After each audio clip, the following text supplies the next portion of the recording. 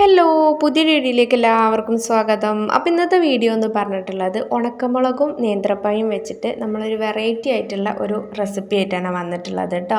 ഈ ഒരു സംഭവം ചോറിൻ്റെ കൂടെയൊക്കെ കഴിക്കാൻ അടിപൊളി ടേസ്റ്റാണ്. അപ്പോൾ വീഡിയോ ഫുള്ളായിട്ട് കാണുക. അപ്പോൾ അതെങ്ങനെ ഉണ്ടാക്കിയെടുക്കുന്നത് നോക്കാം. അതിന് വേണ്ടിയിട്ട് 2 നേന്ത്രപ്പഴം ഇതുപോലെ ഒന്ന് റൗണ്ട് ആക്കിയിട്ട് ഒന്ന് കട്ട് ചെയ്ത് കൊടുത്തിട്ടുണ്ട് കേട്ടോ. ഏത് ഷേപ്പിലും കട്ട് ചെയ്തിട്ടെടുക്കാം. അതുപോലെ നമ്മൾ എടുത്ത് വെച്ചിട്ടുള്ള ഉണക്കമുളകും നല്ല പോലെ തന്നെ കഴുകി വൃത്തിയാക്കിയതിന് ശേഷം ഒന്ന് ചെറുതാക്കി ഒന്ന് കട്ട് ചെയ്ത് കൊടുക്കുന്നുണ്ട്. ഇനി നമ്മൾ വേറൊരു പാന് അടുപ്പത്ത് വെക്കുന്നുണ്ട്. അതിലേക്ക് കുറച്ച് വെള്ളം 1-2 കപ്പ് വെള്ളം ഒന്ന് ഒഴിച്ചു കൊടുക്കുക. എന്നിട്ട് നമ്മൾ അരിഞ്ഞു വെച്ചേക്കുന്ന നേന്ത്രപ്പഴവും അതുപോലെ ഉണക്കമുളകും അതിലേക്കൊന്ന് ഇട്ട് കൊടുക്കുക.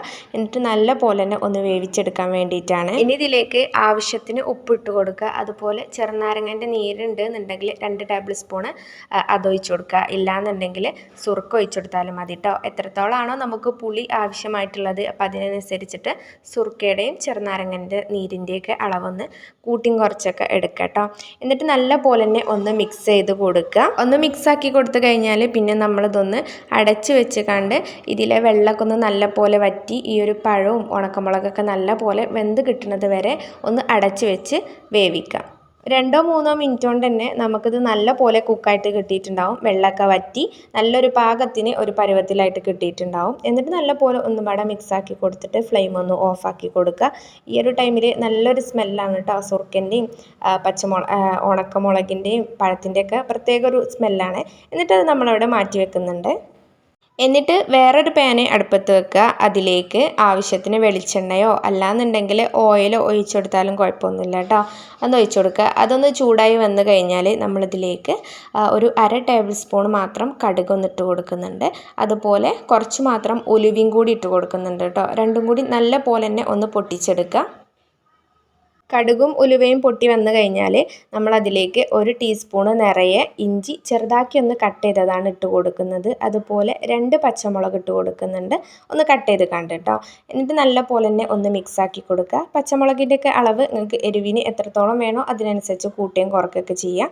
പിന്നെ ഒരു 20 അല്ലി വെളുത്തുള്ളി ഉണ്ടാവും. അതൊന്ന് 2ആയിട്ട് ഒന്ന് കട്ട് ചെയ്തിട്ട് അങ്ങനെ ഇട്ട് കൊടുക്കുന്നുണ്ട്. അതുപോലെ കുറച്ച് മാത്രം കറിവേപ്പിൻ്റെ ഇലയും കൂടി ഇട്ട് കൊടുക്കുക. എന്നിട്ട് നല്ല പോലെ തന്നെ ഒന്ന് മിക്സ് ചെയ്ത് കൊടുക്കുക. ഫ്ലെയിം നമ്മൾ ഹൈ ഫ്ലെയിമിൽ വെക്കരുത്. ഒരു മീഡിയം ടു ലോ ഫ്ലെയിമിൽ വെച്ചാൽ മതി. കരിഞ്ഞു പോവാതെ പ്രത്യേകം ശ്രദ്ധിക്കണം. ഒരു ലൈറ്റ് ഗോൾഡ് കളർ ആവണ ആ ഒരു ടൈമിൽ നമ്മളിതിലേക്ക് മസാല പൗഡേഴ്സ് ഇട്ട് കൊടുക്കുക. എന്നിട്ട് നമ്മളിതിലേക്ക് മസാല പൗഡേഴ്സ് ഇട്ട് കൊടുക്കുകയാണ്. കുറച്ച് മാത്രം മഞ്ഞൾപ്പൊടി ഇട്ട് കൊടുക്കുന്നുണ്ട്. അതുപോലെ 1 ടേബിൾ സ്പൂൺ നിറയെ മുളക് പൊടി ഇട്ട് കൊടുക്കുന്നുണ്ട്. കാശ്മീരി മുളക് പൊടിയൊക്കെ ആണെന്നുണ്ടെങ്കിൽ കുറച്ചധികം തന്നെ ഇട്ട് കൊടുക്കുക കേട്ടോ. പിന്നെ നമ്മളിതിലേക്ക് 1/4 ടീസ്പൂണ് കായപ്പൊടി ഒന്നിട്ട് കൊടുക്കുന്നുണ്ട്. അതുപോലെ ആവശ്യത്തിന് ഉപ്പ് ഇട്ട് കൊടുക്കുക. ഉപ്പിൻ്റെ അളവ് നമ്മൾ നോക്കിയിട്ട് മാത്രം ഇട്ട് കൊടുക്കുക. കാരണം ഓൾറെഡി നമ്മൾ പഴത്തിൽ ഉപ്പിട്ടിട്ടുണ്ട്. അപ്പോൾ അതുകൊണ്ട് കൂടാതെ പ്രത്യേകം ശ്രദ്ധിക്കുക. എന്നിട്ട് ഈ ഒരു മസാല പൗഡേഴ്സിൻ്റെയൊക്കെ പച്ചമണം ഒന്ന് മാറണ വരെ നല്ല പോലെ തന്നെ ഒന്ന് മിക്സ് ചെയ്ത് കൊടുക്കുക. കരിഞ്ഞു പോവാതെ പ്രത്യേകം ശ്രദ്ധിക്കുക. ലോ ഫ്ലെയിമിൽ ഇട്ടിട്ട് ഒന്ന് മിക്സ് ചെയ്ത് കൊടുത്താൽ മതി കേട്ടോ.